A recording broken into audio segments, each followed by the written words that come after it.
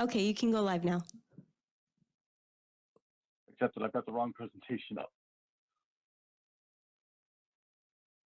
Hold on. Sorry. There we go.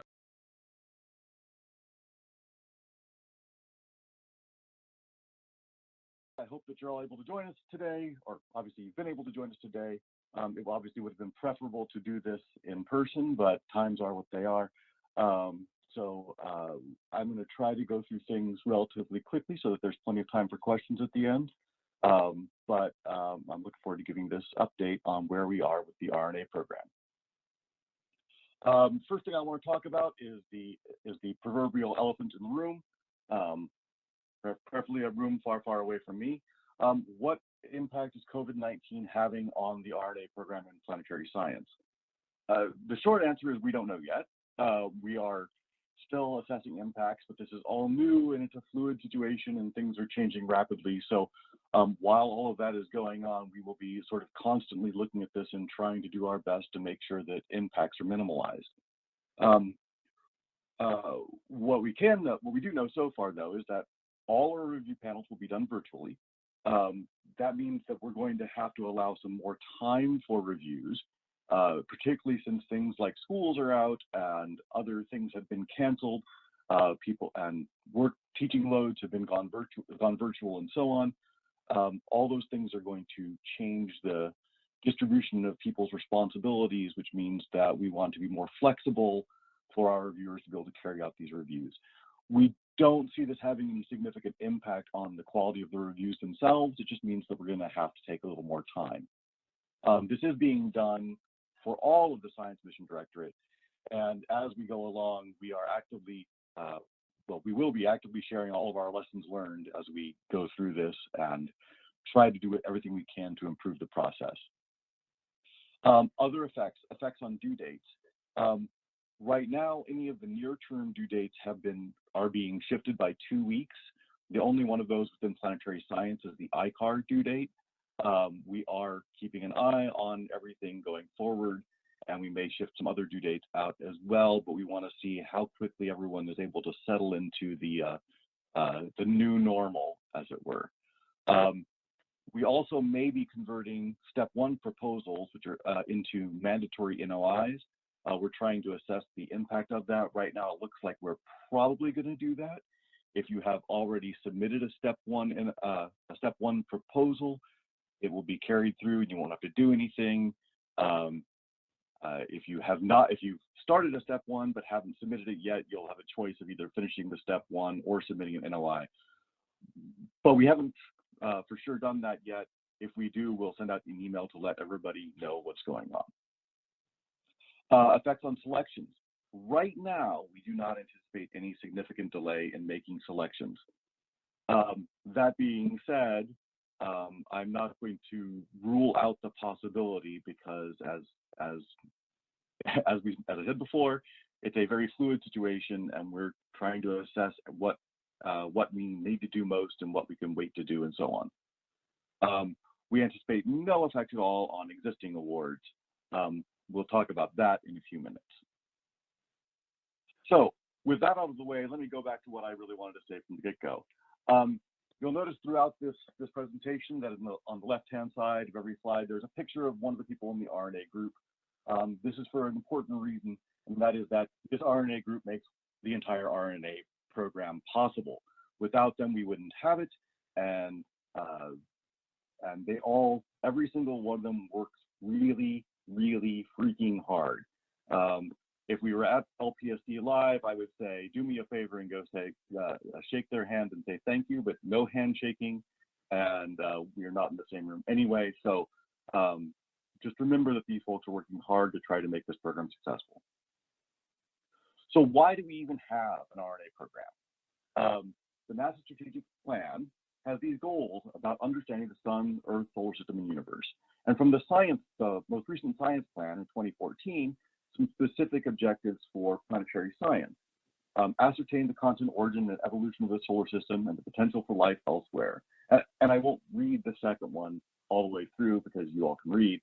But it really points out that the RNA program is part of what is a significant and important part of helping us meet our goals, both in doing the scientific research from existing missions, but also formulating the questions for our science, for the science of the future, and helping us figure out what missions need to be done next to answer those core questions. With that in mind, for some of you, this is going to be boring and stuff that you know, and you can safely ignore it. But for some of you, there's a little bit of confusion, and I wanted to try to clarify that. A quick primer on federal budget. There are many, many, many different budgets out there, and that at the end of the day, there's only one that really, really, really matters. When we go in a sequence of time, NASA puts in a budget request. That is looked at by various people. Well, what the next one that comes out is the president's proposed budget, which may or may not have any relation to what we actually requested. Then we'll get budgets coming out of the House and the Senate committees, which once again may or may not have anything to do with the president's budget or the NASA's budget request. Then we'll get budgets to come out of the House, the full House and the full Senate. Again, may or may not have anything, any similarity with the previous budget. And then finally, we'll have a final budget, which notionally is some hybrid of the House and Senate budgets, and which gets signed off on by the president. As I said before, all of these things can change significantly at each step. So at any given time, they are notional budgets. We have to plan to the president's budget because that's the way it works. But the real numbers we know are always going to be subject to change. What really matters, though, is the operating plan. Once we actually get the budget from Congress and signed by the president, we know how much money we have. We know from the bills that have been passed what they expect us to do with it. We have to reconcile the budget they've given us with the tasks that we're supposed to do and make sure that that we can do what we say we're going to do. And so our operating plan is we send back to OMB, the Office of Management and Budget, and to Congress to say, this is how we're going to do this now that you've given us money, and they either approve it or they don't. This particular year, while we had a small amount of more budget than was in the president's budget request, once we start talking about all of the, I used the word earmarked in the presentation, but I believe that the official language is congressional interests. Once we account for all the congressional interest in the budget, the actual budget for RNA for all other planetary category, which includes RNA, was $67.8 million less than we had planned for. Our op plan restores a significant amount of that, but we do not yet have an op plan. We're expecting that any day, but we'll see. For those of you out there who have awards but have not yet received any money, and there are a few of you, not too many, but a few, we are waiting on that op plan because until we have the op plan, we don't actually have more money to send. So we will. The question is how much. If you've gotten an award, you will get money as soon as we get an op plan. I promise. You can help us here by spending your money. One of the things that came up as we were going through the op plan request that we sent up the chain is people ask us, why should we give RNA more money when there's an enormous amount of unspent money from last year? Now, some of that is obvious that, if we don't send you money until June, how can we expect you to have it all spent by October 1st? But it always helps us smaller that uncosted number is. So if you have money out there, please try to spend it. If you can't spend it, have a conversation with your program officer and see if there's some way that we can work with you to rephase it and move that money out to future years so that we are spending our money quickly and on time. Now, as alluded to, when we don't know what our budget is going to be, and here we are coming up in the middle of March, and we still don't actually know what our budget is going to be, how do we know how much to put into every program? And the short answer is we don't. And so we guess.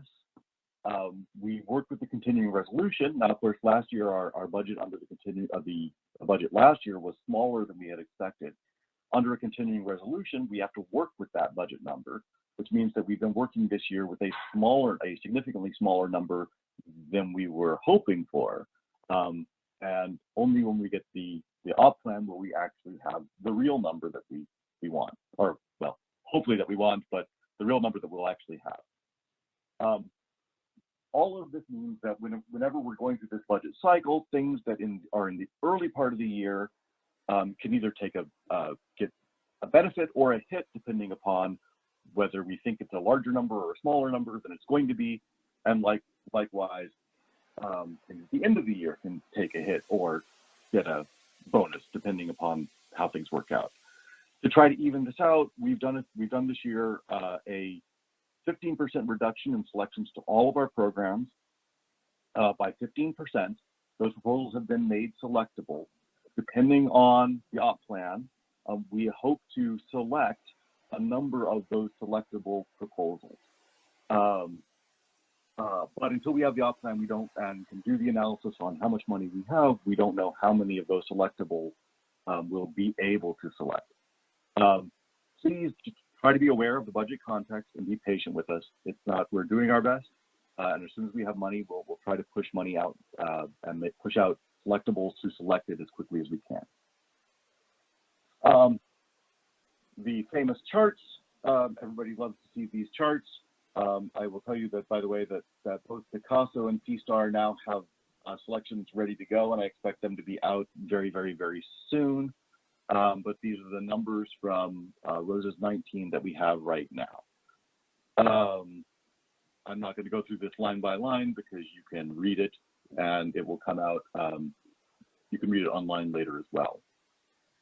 For Rosa's 20, I'm not going to put up all the due dates because, again, you can go to Inspires and you can read them for yourself. Important changes for Rosa's 20. We have a couple of new programs, DART PSP, Rembrandt. This year we've added Yorp.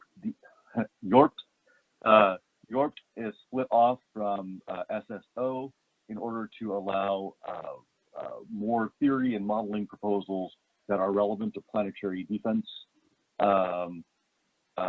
without getting them sort of mixed into the SSO bag. SSO and Yorp are both going to have the same due dates and will effectively be conducting reviews at the same time. But this will split out the spending line for planetary defense as well. So that's a good improvement. I have in here the MoMA PSP call. That is not actually happening because ExoMars has been delayed by 2 years. So that one has been withdrawn for this year, but that happened after my slides were submitted. So we also have two new interdisciplinary calls, E7 and E8.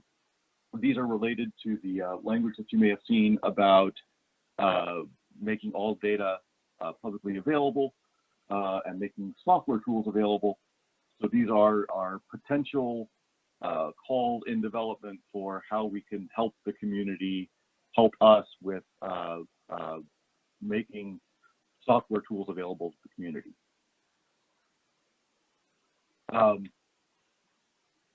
One thing I wanted to point out, this is something that we're still working on. This is very clearly a story in progress, is what the overall research and analysis budget looks like. I want to make one of the points of this is that you'll see that biggest blue chunk is what we call Psp RNA, but all of RNA actually includes a lot more than what is just in the Psp RNA. We need to change our terms somehow to make this clearer. Research is funded through a number of programs, including the different mission lines, other sources, and we have international mission contributions at small level as well. This chart is not should not be taken as gospel. This is a work in progress. Megan Thompson has been working on this and doing a fantastic job with it. But I liken this to doing a perturbation analysis. We are at sort of the second order perturbations, but every time you do one, there's another layer to go down but hopefully each time you get a little bit closer to getting it right. No matter how many iterations we do, there will always be some uncertainty associated with the final numbers, but hopefully we'll be close enough that that uncertainty is small. Stay tuned. We will be working on this further over the coming months, and I hope to be able to have a much clearer picture, both for the past years and a clearer picture that we can use to quickly and easily document things for the future. There are a couple of areas that are particularly important right now for various reasons. One of them is facilities. As many of you know, the academies had this report last year about facilities, specifically facilities for sample curation and analysis. This was a really good report. There's a lot of valuable recommendations in there. Absent the considerations of budget, and we've been looking at that, trying to figure out what exactly we can and what we can do about all that. That report was specifically focused on facilities for sample return, but there are other facilities that are of interest to planetary science as well. And we think that any plan going forward, we need to include all of those things. So we are looking at ways right now to provide support for these PSD relevant facilities and to provide a good response to the NASM report.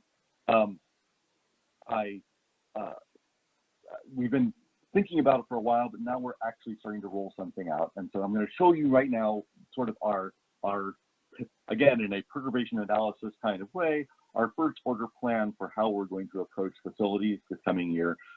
We're going to be developing this still over the coming months, but the hope is to actually have a call this fall for our first facility, for our first planetary facilities call.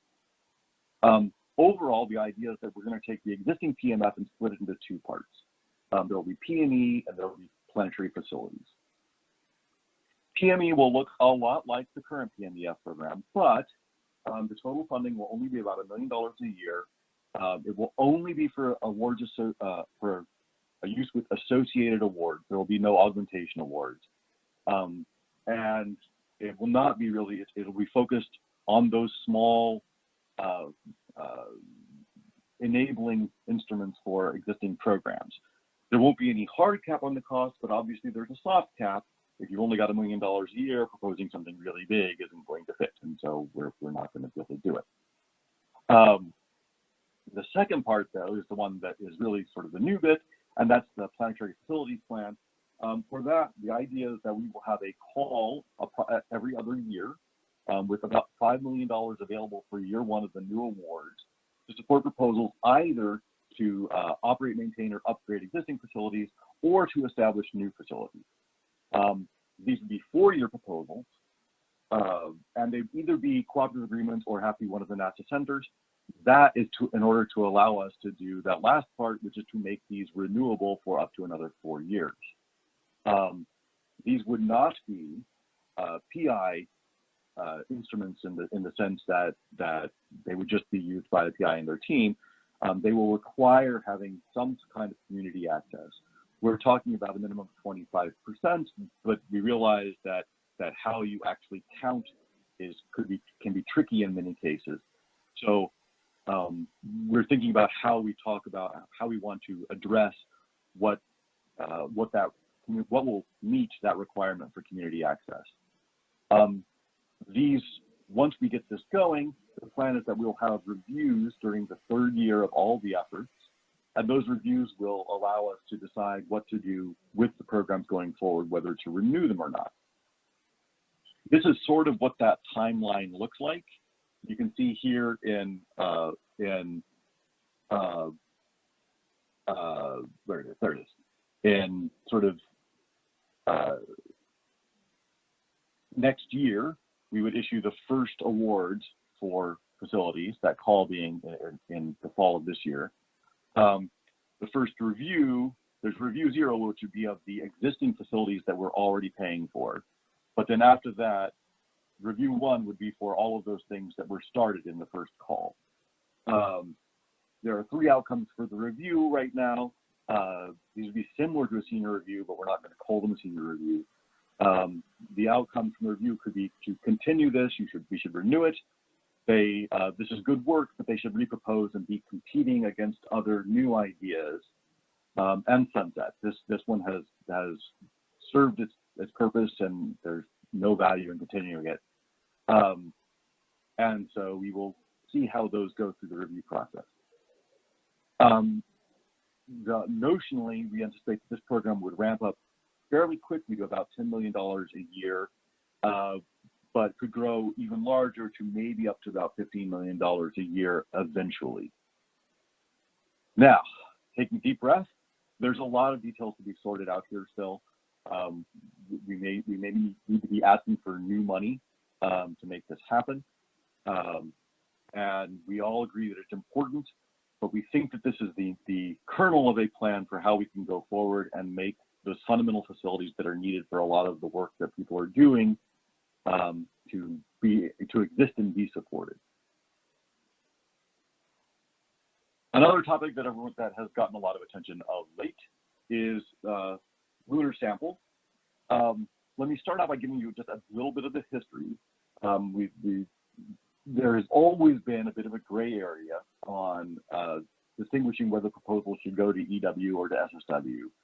And sometimes there has been some challenges in justifying the relevance to one program versus the other because of that gray area. There was also a concern that there were people who were taking the same research and proposing it to both places by changing their relevance statement, and therefore, taking 2 bites at the apple. So for those reasons, we had decided that the logical thing to do was have all of those proposals reviewed in one place, and we decided that place would be EW in order to take advantage of really having the best available reviewers for doing that. However, things have changed a little bit. First off, in SSW 19, we got a large enough number of proposals for lunar sample science that we needed enough reviewers to actually do them all, and that meant that we could have the depth of reviewer expertise needed to provide good quality reviews for all those proposals. So sending them to EW was not necessary to get good quality reviews. We also, of course, heard the community's feedback on this, and we addressed it, and we talked about it in detail, spent a lot of time thinking about it, and came up with the following solution, which is that we will not send everything to EW. We will ask that in the future, you submit the proposal to the call where you think it is most appropriate, justify it as best you can. Do not feel that you need to contort yourself in order to try really hard. If it's really a gray area thing, it's okay to acknowledge that. But we will not accept the same substantially similar proposals to both SSW and EW in the same rows as year. So pick one and take your shot. Keep in mind that we will be understanding if relevance is say that it's on a boundary line, but we do not want to see the same proposal submitted both places. Another recent thing is that we had this GAPS request for information. We received 104 different responses from NASA centers, universities, the science centers and labs, and even the private sector. These were looking for gaps either between solicitations within the different divisions or between the different divisions. And we have a lot of really interesting responses. There's some of the themes are listed down there below. I think the one that I would point out mostly would be, well, the two that I think are most interesting from a planetary standpoint are these cross-divisional technology things and some of the interdisciplinary research. What we're actually doing with this is we're actually reviewing and categorizing all of these 104 and asking some important questions. How does that research fit within which division or divisions? Does it fit within the directorate? Is it something that the agency cares about? If it is all those things, if it does something we care about, then could it be submitted right now, or do we have to change a call or add a call? If it can be submitted, are there still other things that would keep a proposal like that from being accepted? As you can see there, of the 104, there are approximately 40 that are of interest to planetary science in one way or another. Many of those are things that are relevant to all 4 of the science divisions.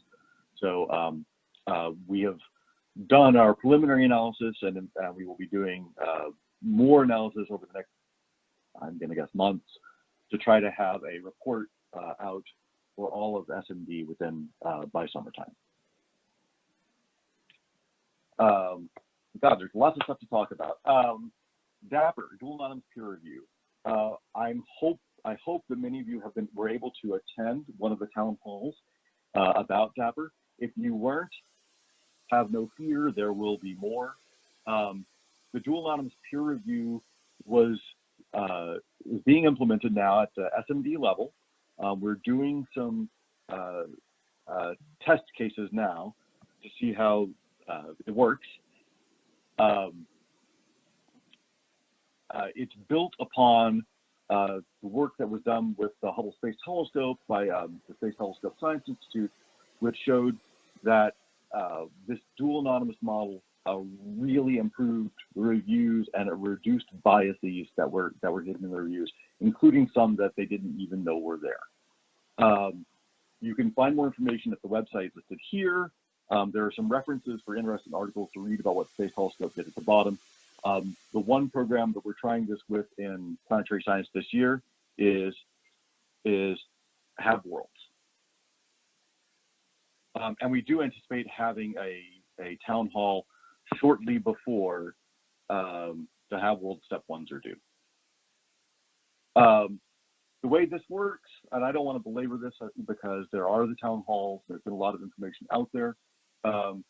Not only are the proposers unaware of who's on the review panel, but the reviewers don't actually know who the proposing team is. There will be lots of instructions on how to anonymize proposals and how to make all of this work from the proposer side of things. And I think the thing that I want to emphasize is that what this does is it causes the review panel to really focus in on the scientific merit of the proposal. Team qualifications will be looked at later, but the first part of the review is only on scientific merit. So if you have concerns about your proposals, what I would say is that if you're writing proposals that have really compelling science, they're going to be fine, because that first focus is only going to be on the science. And again, Michael New has addressed many of the questions as part of the town halls. I believe you can find the answers to some of those things on the web. And if not, you can always go to the next one of the Dapper town halls that they do. I will share with you this, a couple of comments from Hubble Reviewers. And I think these are all, these testimonials. It was better than cats. I dual anonymous again and again. All of these really come down to the same thing, that they focus on, that they felt, the reviewers feel like they're focusing better on the science, and that they're removing a lot of the unconscious or conscious baggage that comes about with knowing who's on the team. This is all for the good as far as we're concerned. I think that this is going to be really a great thing for us overall. There may be some details to work out in the end, but that's why we're doing this test program now with just a few programs, one from each division, to see how it works and to see that we can make it work well for everybody. I'm not going to say a lot about this, but I will throw this up there because y'all should know about it. The Planetary data system is doing a survey right now. You can go to the website at the bottom and go to fill out the survey. Please do. Right now, PBS we're looking at how we can improve things for the community going forward. Your feedback will be an important part of that. So please, please, please go and fill it out if you have any opinions at all. In fact, even if you don't have opinions, go fill it out anyway, because the questions themselves are probably informative. Something fun, rather than something anyone's worried about. I'm happy to say that the letters have gone out for our first early career awards. Last year was the first year that we solicited the ECAs, and you can read here all the details about these are folks who are within 10 years of receiving a PhD. They have won a Roses grant in the last 2 years, and we received 35 proposals from people for these early career awards. Overall, they were extremely high quality, and these are some fantastic people, and I wish we could give out many awards than we did. But at the end of the day, we can only pick a few, and here they are. These are the 6 people who will be recipients of the first round of early career awards. I will note that we picked 6 instead of the nominal 5 this year, but it will typically be this will probably be the only year that we do that. It will probably be 5 every year else going forward. And these are some really fantastic folks, and I'm looking forward to seeing the great work that they do with their ECA awards and beyond that. Within the RNA group, a couple of things I want to point out. We've had some big changes in the last year. A number of people who are on the team have joined the team permanently as new civil servants. This is always important to us that we've got good people. We would like to keep them around as long as possible. We are also looking right now for more people to come help. You may have already seen it in one of the different newsletters, but we are looking for people who are interested in doing IPAs or coming to detail leave from one of the centers or other federal government agencies, or coming as a contractor. Take a look at those listings, or you can email me, and I'll be happy to talk to you about it. Obviously, I think that what we do at headquarters is tremendously important for making all of this work, and having good people makes it go a lot easier for everybody. So if you're interested, please let me know. The other thing I want to say about this is that we also anticipate having a new advertisement for civil servants coming out later this year. So let me skip to that next slide. We are changing the way that we do our hires in a very positive way. We now have what's called direct hire authority. What that means is that basically we put out an advertisement about every 6 months, and that advertisement will only be open for about 5 days. And we're putting out that advertisement without necessarily having a job to fill immediately. But once we have people on that list, it is an active and valid list for 6 months. So if we put out that advertisement in, say, August, then we need to hire somebody in November, we can still use everybody who applied, and we can hire anyone off of that list who applied back in August. That gives us a lot more flexibility, and it makes our cycle time much quicker. So this is a really fantastic way of doing things. So right now, there's one of these that's open for program executives. If you're interested in that, I would encourage you to go look at that job advertisement on USA Jobs. But we also expect to have one out for program scientists sometime later this year. In fact, sometime this summer, I think. So finally, new faces. There are a number of people have joined us in the past year. Detailee, Tom Wagner from Civil Servant from Earth Sciences, Harris is on detail from Goddard, Catherine Walker is an NPMP, NASA Postdoctoral Management Program Fellow, Lucas Paganini is on an IPA from American University, and Megan Ansel just started yesterday as a new civil servant in the group.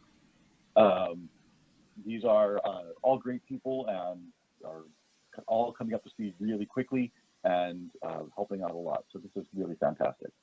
I also want to point out that an advertisement went out not too long ago, or a notice went out in newsletters about we're looking for people to self-nominate to be on the PAC. If you're interested and you're eligible, please apply. Surprisingly, we don't get a lot of applications for people interested in being on the pack.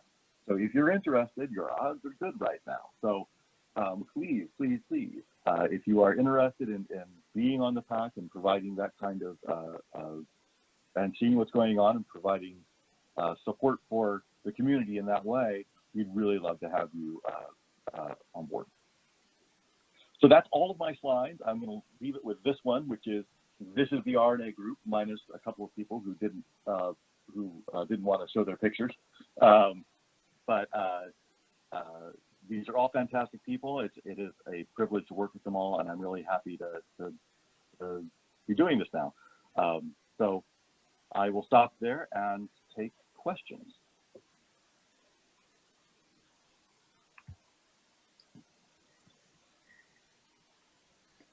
So Stephen, this is Lori Glaze, and I'm trying to pull my video up here while you try and pull yours up. Welcome to everybody. I'm really glad everyone could join in today and listen in on the RNA update.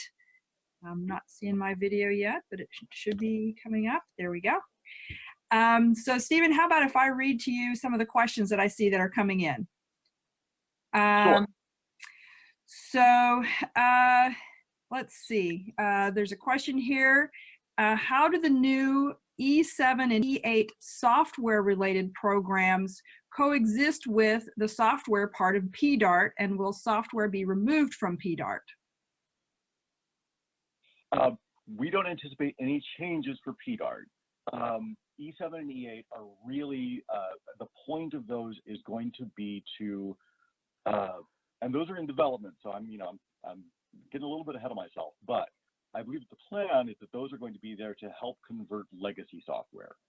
So for folks who have software packages or big models that they would like to make available to the community, those will be ways that people can get a little bit of support to turn legacy software packages into long-term community, available to the community packages. Great. There's also a question here asking about the slides here. Are they going to be posted? And I can actually answer that one pretty quickly. They will be posted on the PSD website at science.nasa.gov. They'll also be posted on the LPI website under the NASA headquarters materials that are provided there on the LPI website. Let's see, what else have we got here? Here's a question about the Mars 2020 PSP deadline, a question about why it was not postponed, given that many were already under mandatory telework at that time. I don't know if you have an answer for that one, Stephen? I do have an answer. It may not be the greatest answer, but the feeling was that it was close enough, and that it was before we really had a sense of the broad scale of impact. There were very few things actually implemented at that point in time, and the feeling was that we didn't need to delay it. Likewise, there was another call, AISR, for autonomy research, where we had a discussion, and there had been no feedback from the community asking for delays to that one, and the feeling was they were due soon enough, that there hadn't been any significant impacts yet, so go ahead. It's only really, I mean, remember, this is all changing very fast. So now that we realize how complicated things are going to be, we are trying to take care of everybody, but that one may have snuck by us. All right, thanks. Okay, here's another question, and I'll see if I can't answer this one. It says, will the operating plan for Planetary be made public? And the answer to that is that once we have the operating plan in place, we will, at the highest level, the same type of level that the budget requests and the congressional budgets are made public, we will make that operating plan, the different levels that are approved, we'll make them at that level available to the public as well. Okay, let's see. Here's another question saying, thank you for the slides that showed the different funding sources and amounts for RNA. What goes into the Mars line? Is it related to ongoing missions, critical data products programs, which is not currently active, the science investigation of water resources for human exploration? What exactly, where does the Mars How's the Mars line funding related to the RNA? So that particular line shows only the research portion of Mars. So that'd be specifically things like MDAP and Insight Psp and things like that. I mean, maybe Insight Psp may be an international contribution, so I'd have to go back and check. But it would include Mars-related PSPs and MDAP. It would not include any of the missions themselves. I think that answers the question. Correct. Great. That sounds good. Okay, here's a question on some facilities. How will the facilities like the Ames Vertical Gun, AVGR, how will those be affected by changes to the facilities that you're proposing? That really is a good question. The plan right now, and again, this is all still we're still working out the details here, but the notional plan is that all of the current facilities will be rolled into a facilities portfolio, and review 0, which would be sometime next year. We will actually look at all those facilities, how they're served the community, et cetera, and have discussions about whether what to do with them. Right now, I believe all those facilities exist for a reason. I don't have any reason to believe that we would want to kill any of them, but they would be part of the overall facilities portfolio going forward. And then they will be subject to the same kinds of review that everything else in the facilities portfolio will be subjected to. So that we want to be able to both make sure that the different programs, all these different facilities are meeting community needs and continue to do so, that they remain scientifically valuable, and that we have good insight into costs and all those fun things. So eventually all of those facilities will be in the same portfolio, both current ones and new ones. Great. There's a couple more facilities questions here as well. Here's one that says, how does the schedule of 2-year review for the new PMEF facilities, how does that fit with the time it takes to actually set up a new facility? For example, the delay for instrument purchases, et cetera. That's an excellent question too. The notionally, those reviews will be held. Let me see if I can go back to that slide.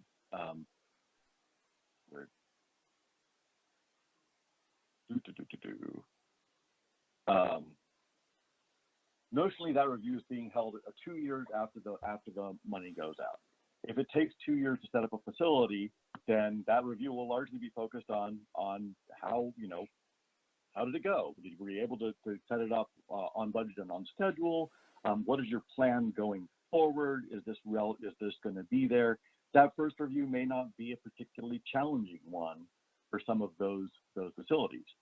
But if they get renewed for 4 more years, there'll be another review halfway through that 4-year period, at which point they'll be in full operations. The goal is really to make this a regular cadence. Now, like with senior reviews, sometimes you go into a senior review and the answer is pretty obvious what you should do and so on.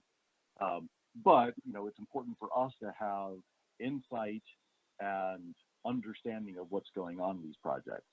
So every 2 years is designed in some ways so that we're alternating reviews of existing things with reviews of new proposals, so that we constantly are sort of updating and managing the overall portfolio and making sure it's relevant and timely. Great. Okay, here's another facilities question. I think this might be the last one I see in the list right now. Given the anticipated deadline of the planetary facilities being in September, when do we expect to see the updated call posted in Inspires? Just notes, as of right now, there isn't a separated call that's even TBD for planetary facilities just yet. The hope would be by the beginning of June. That's awfully quick. Given all the details that have to be sorted out, that's pretty fast. And let me be honest that this is one of those things that may get pushed. With the current situation, it's one of those things that we may have to push out in order to get other things done. So I would hope to have something out this summer, but we'll do the best we can. Great, thanks. You'll get at least 90 days, before the due date to actually read and comment on the solicitation. Great, thanks. All right, here's a question on samples. Says, thanks for the clarification on lunar samples, but why is this community being called out? Don't proposals using meteorites or other samples have similar issues? That is a good question. There are some similar issues, but there have always been a larger number of proposals in those areas for both EW and SSW. So we've never had, one of the things here is that in years past, SSW would have a few proposals for lunar samples that ended up being sent over to Emerging Worlds for review to make sure that we had the right reviewers for them. And that's one of the things that happens sometimes when you've got a relatively small number of proposals. With the larger number of proposals now for lunar samples, that's no longer necessary.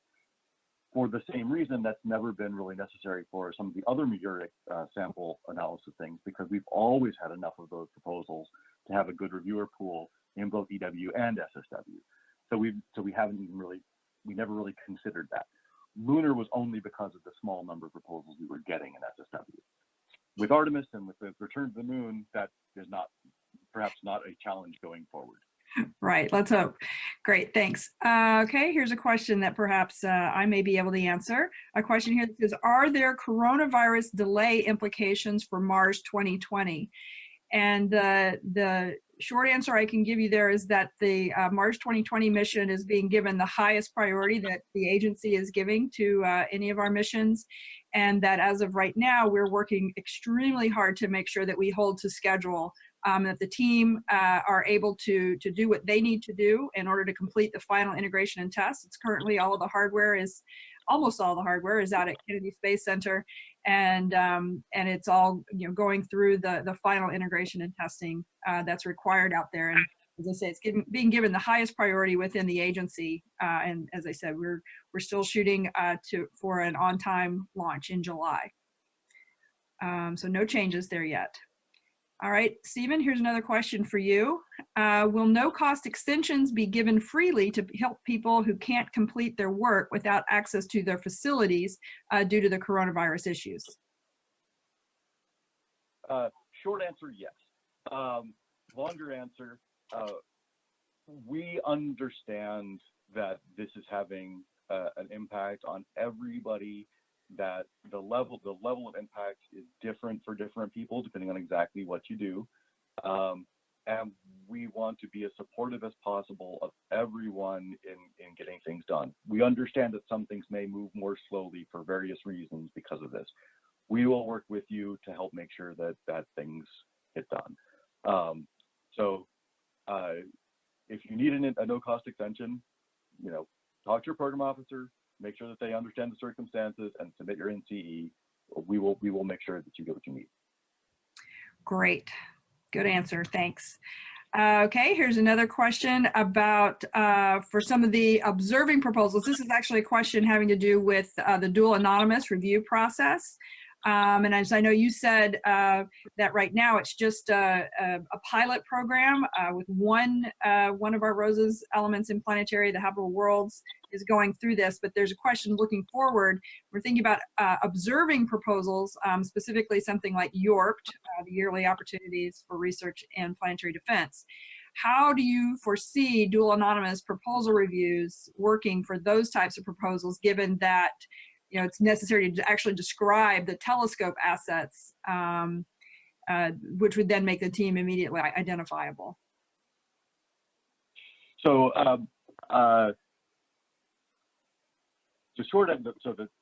again, I'll give a short answer and a long answer. The short answer is I don't entirely know, which we'd have to see how the pilots work out before we assess which things we're going to do next and how they'll work.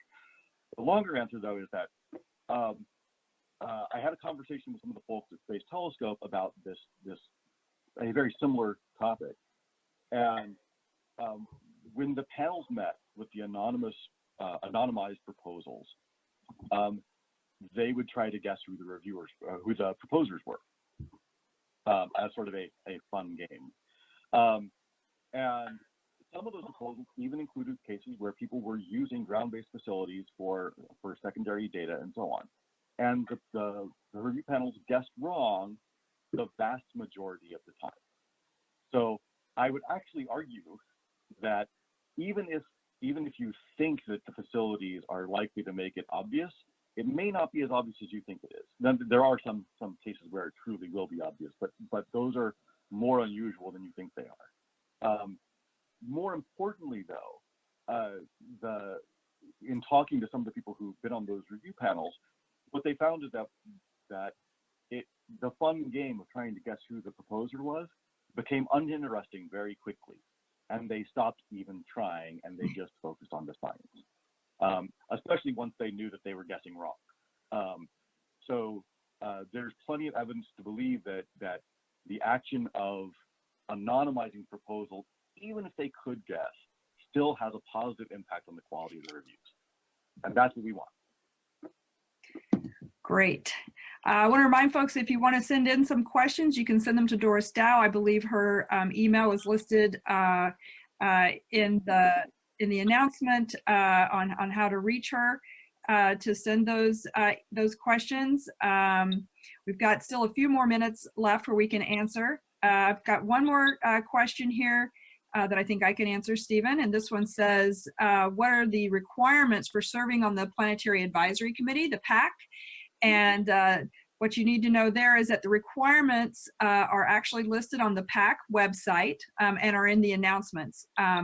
So please go to the PAC website, and I'm going to get you the web address for that here in just a second, if I can get that address. And if you want to send your email questions to Doris, it's doris.dow, D-O-R-I-S, .D-A-O-U @nasa.gov. And the website for the PAC can be found on science.nasa.gov, on the PSD part of science.nasa.gov. Okay, let's see if we can get any more questions here. Stephen, did you have anything else you'd like to add while we're waiting for any additional questions? I don't right now. All I'll say is that I'd rather be in Houston, but. We'd all rather be in Houston. I did want to take a moment to really thank Lunar and Planetary Institute for hosting this virtual town hall. Without them, we wouldn't have been able to have this ability to stream live. I'm not sure how many people we have online right now, but I know yesterday when we did the decadal survey town hall, I believe we had 280 people online. So hopefully we've got a good turnout today as well. Also want to remind you that Thursday of this week, we'll also have the agency town hall. And at that town hall, I'll be giving the update for Planetary Science Division. Steve Clark will discuss recent updates on the Science Mission Directorate's efforts towards exploration, both our contributions towards Artemis as well as thinking Moon to Mars. And Jake Bleacher will also be available for that town hall from Human Exploration Mission Directorate, speaking about plans for Gateway and other Artemis activities where science is getting involved. That town hall, the agency town hall on Thursday, will be from 1 to 3 Eastern time, also being run through this same streaming service. Okay, let's see. I'm not seeing any more questions here. I'll give it couple more seconds here. Okay, I'm not seeing any more questions. So, Stephen, I'll let you take it out. All right. Well, again, I'll say thank you, everybody. I will be looking forward to LPSC next year, and hopefully I will get a chance to talk to many of you in person at BPS or AGU or some other thing in the future. And good luck, everybody. Stay healthy, stay safe. If in doubt, talk to your program officers and have fun. Thank you. I'm done.